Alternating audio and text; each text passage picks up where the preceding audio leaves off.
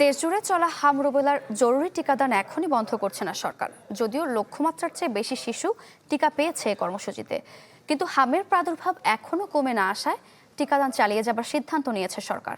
আরও জানাচ্ছেন জিনিয়া কবির সূচনা। আমি ভরসা রাখি হিরন স্মার্ট ওয়াটার পিউরিফায়ারে। হামের প্রাদুর্ভাব ঠেকাতে 5 এপ্রিল সারা দেশে শুরু হয় হাম রুবেলা বিশেষ টিকাদান কর্মসূচি, যা 20 মে শেষ হবার কথা থাকলেও থামছে না এখনই।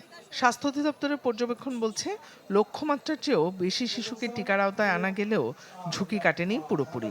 তাই সরকারের সিদ্ধান্ত, কোনো বিরতি না দিয়েই বিশেষে ক্যাম্পেইন চলবে অনির্দিষ্টকাল। যাতে একটা বাচ্চা আনভ্যাকসিনেটেড না থাকে, to avoid the fatal fate of the MR হাম রুবেলার, এই দুর্যোগ থেকে যাতে রক্ষা পেতে পারে সেই চেষ্টায় আমরা আগামীকাল আজকে থেকে কার্যক্রম চলছে। অনির্দিষ্টকাল পর্যন্ত এটা চলবে, যতদিন না পর্যন্ত এটা ফুল আমরা গ্রিপসে না আনতে পারি।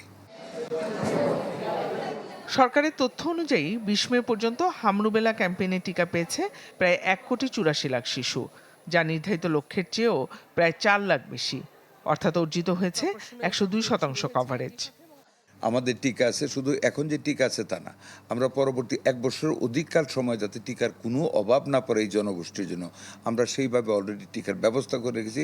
টিকা আসবে আর আমাদের স্টক বাড়বে, দিতে থাকবো ইনশাল্লাহ, এইভাবে চলবে। স্বাস্থ্য অধিদপ্তরের তথ্য অনুযায়ী MR5 টিকার মাসিক চাহিদা 11.5 লাখ ডোজ, আর মজুত রয়েছে প্রায় 40 লাখ। পূর্বের মতন ইপিআই কার্যক্রমের মতন এটা চলমান থাকবে। জিনিয়া কবির সূচনা, চ্যানেল 24, ঢাকা।